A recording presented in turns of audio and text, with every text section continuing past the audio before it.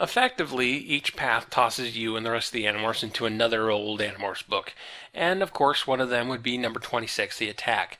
Not only one of the most popular books of the series, but the weird Lego Planet of Alien Salesman thing is exactly the kind of stupid plot you find in a normal choose-your-own-adventure book.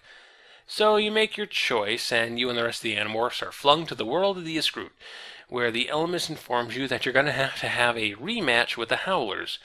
Rematch implying that there was a first match, but the events of number 26, The Attack, took place after the David trilogy, so you're actually gone forward in time, except the Ellimist makes a point of removing the memories of these events from the rest of the Animorphs, so it's really the past, but not, and time travel sucks. What's neat is that the Ellimist allows you a starting package of morphs. You can either pick Andalite Shark and Komodo Dragon, or Fly, Hawk, and Hork-Bajir. This is definitely a sales pitch meant to separate the readers who make knee-jerk fan reactions and those who use their knowledge of the book strategically. You're either, oh man, I want to be an Andalite, and a shark is so cool, and nobody has a Komodo Dragon morph, I bet that would be neat. Or you're a shark morph, but there's no large bodies of water on this planet. When would I ever use a shark morph? Flying and climbing morphs are far more effective on this terrain. The strategic package is the way to go, but this book proves itself a bit more flexible than the last one in these decisions. In the last book, when you made the wrong decision, you died immediately. This time, you sometimes get to make an additional choice after making the wrong one. You die regardless, but it varies things up a bit. Things play out like they did in the book. The first encounter with the Howler ends in a draw, you make a run for it and stay the night. Eric's there, but whatever. The Howler floods the room with insecticide and you'll escape, but finally something different happens. Cassie gets shot down and killed. Hooray! Oh no! Everyone is mortified, and Rachel takes it super personally, and, well, you remember in the first Alternamorphs when there was that scene where Rachel tells you to sit down and not actually help the Animorphs in any way? Well, this book takes that scene to the extreme. This is all your fault, she says quietly. Marco is also demorphed and watches silently from a few feet away. Rachel, Ax says, we are all sad. Blaming one another will not help.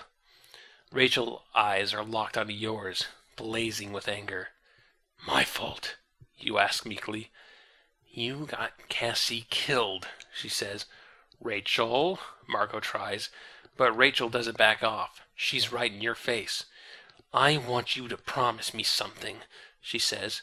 What? You ask. That you'll stay out of the way from now on, Rachel says. I don't want you getting anyone else killed. You're then given the option to promise to stay out of the way or not. And if you go, no, I'd still like to actually be part of the adventure, if that's okay. I bought this book and all. Then the Animorphs wait till the middle of the night, then wake you up suddenly, tell you to morph to fly, then trap you for 2 hours until you're stuck in fly morph. Jesus Christ, that escalated quickly. The original David had to threaten the Animorphs, assault them, and throw a corpse down an elevator shaft before they trapped him in morph.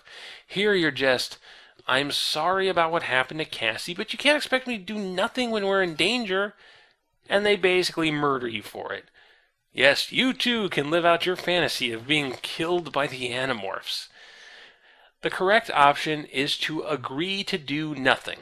So you do nothing, and the rest of the story plays out without your involvement. They put new memories into the Howlers, and the Krayak is forced to wipe them out.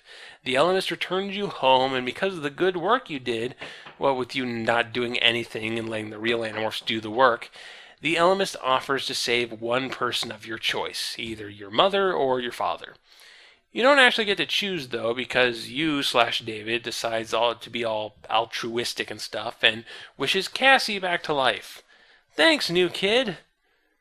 We'll still kill you if you do anything, though. Seriously, though, while Alternamorphs number 2 is a lot better than the first one, I still wouldn't call it a good book. It gets so much wrong with continuity, characterization, and concepts that's just going to piss off Animorphs fans despite it being marketed to them as a way to play out your own Animorphs fantasy. It has its moments, has a few interesting ideas, but Alternamorphs is entirely skippable, and you probably should. That's how they fare as Animorph books, but how did they fare as Choose Your Own Adventure books? Well, I'm afraid you picked the wrong path to talk about that. You gotta live with your decisions, folks. For now, that's